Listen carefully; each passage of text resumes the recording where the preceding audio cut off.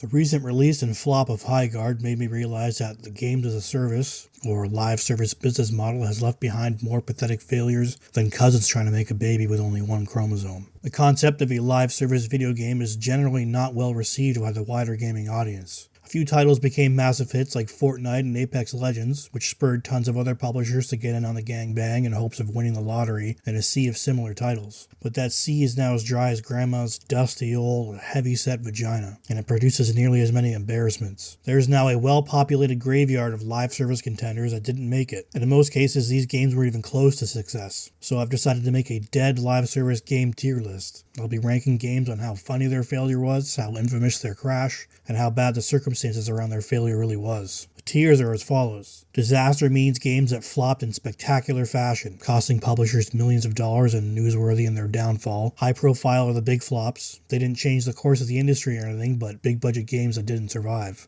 Normie tier are the games that people seem to remember fondly. They didn't make a big splash on release, nor were they laughingstock failures. Decent game tier list is, in my opinion at least, games that should have survived. These games either had a great concept or gameplay, but for one reason or another couldn't get enough players to survive. Forgotten forever are the games that came and went like a wet fart you suck in like a bong rip. Nobody really cared about them before or after they were playable. I want to get the big boy out of the way first. Concord is, at the time of writing, the biggest, gayest video game failure of all time. 3 men butt-fucking each other wouldn't be as gay as Concord. With an estimated budget of $200 million, the game peaked at just shy of 700 players on Steam. It's an obvious disaster tier. Concord's failure changed the entire video game industry, provided a slap in the face that big publishers like Sony really needed. To prove that the general gaming customer base doesn't want ugly, obese, stupid-looking and sounding characters with pronouns on their character select screen.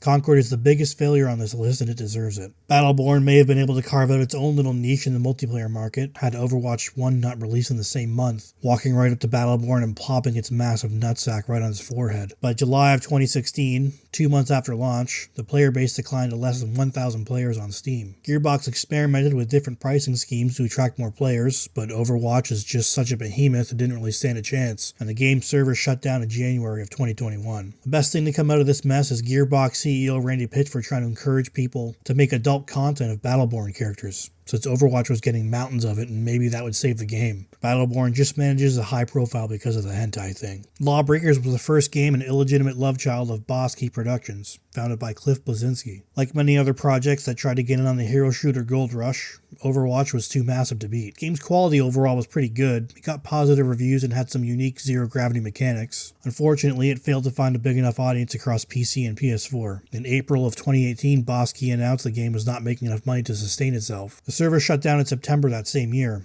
and nobody gave a shit. Lawbreakers is going in decent games since it kind of left with a whimper, but personally I think the gameplay was solid enough that it deserved better. The second and final Boss Key joint is Radical Heights, which they squirted out in a very raw early access state, seemingly in a Hail Mary attempt at a hit game to save the company. It released after only 5 months of development to some pretty resounding apathy. The Battle Royale genre was still in its early days of taking over planet Earth, and Boss Key was hoping to get their foot in the door. Within 1 month of Radical Heights' early access release, Boss Key shut down. Radical Heights goes in forgotten forever because nobody ever gave a shit about it. Foam Stars was Square Enix's attempt at a Splatoon-like multiplayer game. Features anime girls creaming thick, salty foam all over the place. I didn't even realize the servers for this game were still up until writing this, but the game is in maintenance mode, with no further updates since January 2025. Square's biggest mistake here was launching in the same week as Helldivers 2, and that game completely dominated the gaming zeitgeist for months. It started out as a bonus game for PS Plus subscribers, after which they charged $30 for it. That same year, the game went fully free to play to attract more players. Splatoon at home just kind of stopped being a thing and nobody even noticed. Forgotten tier.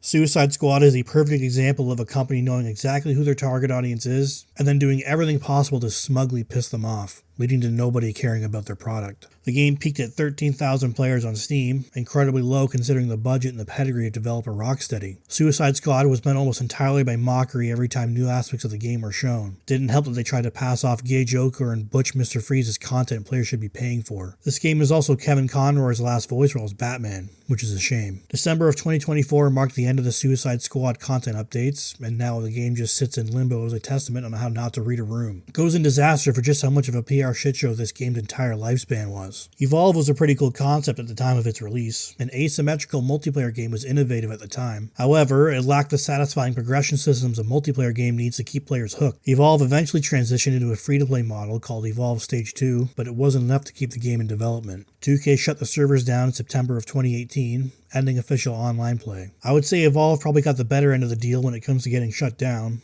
The game is mostly remembered as being pretty solid. It just couldn't keep players around, so I'm putting it in decent. The world's first quadruple A game turned out to be a massive horsecock swung right in the face of Ubisoft. Skull and Bones released a widespread mockery on account of the entirety of its enabled gameplay, somehow being a step back from what was already an 11-year-old Assassin's Creed game. The game is still trundling along with a few hundred players on Steam. Apparently the only reason it was even made and still around is because of a contractual obligation with the Singaporean government somehow, since they funded the studio that made it. I wish Skull and Bones was a more high-profile flop, since so much about it is so interesting. As it stands, it floated off with its scurvy and its poop deck and whatever into relevancy, so I'm putting it in normie. Crossfire X was an Xbox exclusive first-person shooter that launched to scathing reviews due to its laughably bad single-player campaigns and multiplayer that everyone hated to play. The movement and controls for the online multiplayer were apparently atrocious, meaning this game didn't stand the tiniest chance of taking any attention from whatever Call of Duty was out that year. The server shut down in May of 2023, and it doesn't seem like anybody's really pining for the glory days of Crossfire X. Forgotten tier.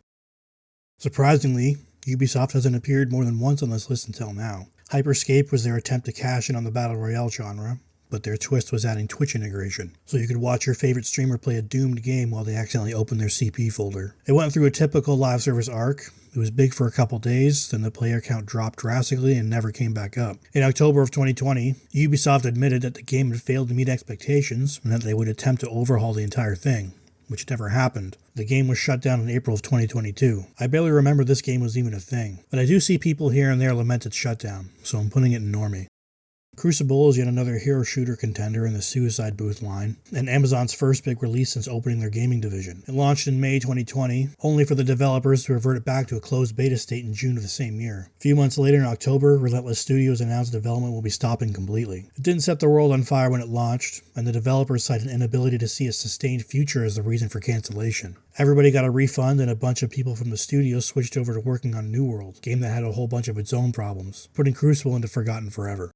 The Calling was initially successful as an early entry into the Battle Royale genre, and enjoyed a decent player base until PUBG and Fortnite came out and came all over its face. Seeing the popularity drop, developer Xaviant stopped development on The Calling in December 2017, and instead began working on a sequel. The Calling 2 is one of the most embarrassing launches for any live service game. The game hardly worked, and even if it did, it only managed to attract 250 total players. Yet another cum shot on the face of Xaviant. They tried to go back to the original Calling and offer it as a free-to-play title, but it didn't catch on and servers were shut down in May 2019. The original Calling goes into normie, its sequel goes into forgotten. Ubisoft hits the hat trick with XDefiant, one of the very few titles on this list I actually wanted to stay around. Call of Duty has had a stronghold on the arcadey arena shooter sphere for far too long, and XDefiant scratched that itch. Unfortunately, all the people yelling over and over for years that they wanted an alternative to COD are filthy liars, because they just didn't show up. Like most live service games, it started fairly strong in its first few days, then slowly lost almost all of its player base over the following months. The game barely received a year's worth of support before being shut down on June 3rd, 2025, and putting XDefiant in decent. The Day Before pretty much took over YouTube for a time, being a great example of fake until you make it. The developer showed off incredibly polished gameplay and cinematics, very impressive for a small indie team, which led a lot of people to suspect that not every aspect of what was being shown was real gameplay. It impressed enough people to become the most wishlisted game of all time on Steam at the time, garnering tons of player and press attention, which in turn created a lot of hype. The entire saga could be a video all its own, but through a series of hilarious and stupid circumstances, The Day Before launched in an entirely different genre than advertised and was absolute shit. The player base declined by 75% after 2 days, then by 90% after 4 days. It peaked at just under 40,000 players, which is surprisingly high considering the entire development of the game was one huge lie. The server shut down in January 2024, leaving the embarrassing mess in the graveyard and in disaster tier where it belongs. Spellbreak released in September 2020 and was a PvP projectile shooter similar to Quake and Unreal Tournament. It included the usual live service stuff like a Battle Royale mode and was pretty well received while it was live. The art style and spell slinging gameplay helped the game stand out, but not enough to garner enough players to keep it alive, capping at 5,500 players on Steam. Spellbreak is one of those games that looks and feels like it should have made it, maybe not as a juggernaut like Fortnite, but able to carve out its own place on the market. Unfortunately, the server shut down on January 10th, 2023, leaving a small group of passionate players to run private servers. Spellbreak is going indecent. PlanetSide Arena was an FPS MMO spin-off of PlanetSide 2 that had a rocky launch. After several delays and the stupid decision to launch as buy-to-play, PlanetSide Arena launched on Steam in September 2019. Not even one full year later, the servers were taken offline and all players were refunded all their purchases. Apex Legends ate their ass all day, and PlanetSide 2 players weren't exactly fans of it either. PlanetSide Arena goes into forgotten forever. Once one of the most beloved studios in all the land, BioWare lost a great deal of players' trust when they squared out Anthem, and then Dragon Age Veilguard, both low-quality turds. The development for Anthem was apparently a disaster, with many delays, tons of crunch, and hardly functioning demos. BioWare managed to get the game out to some pretty mild fanfare. Most players enjoyed the Iron Man gameplay, with some good visuals and controls as well, but once enough players started to really dig into the systems, they found a very bare-bones game with little content. A rumored Anthem 2.0 overhaul never came to be, so the game continued to limp along with a few players until January 12th, 2026. This game will forever be a glaring black eye for a once revered studio that seems to be struggling to put on any good games, so it's going in disaster.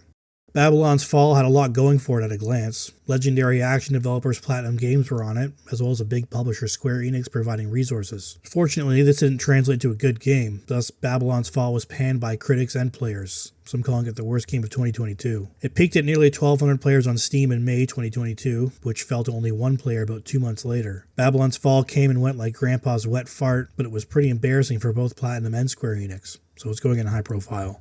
Knockout City was a competitive multiplayer game published by EA that featured little cartoon characters hurling massive balls at each other. It was well received at launch, even winning the Online Game of the Year award at the annual DICE Awards. These accolades didn't translate to a healthy player base though, and the game eventually transitioned into a free-to-play model. This didn't increase the player numbers enough to keep the game going, so at the end of its 9th season, the game shut down on June 6, 2023. Although, the developers did make a private server version available to everyone on Steam, which is how every live service game should be handled when they shut down. Knockout City is going in normie.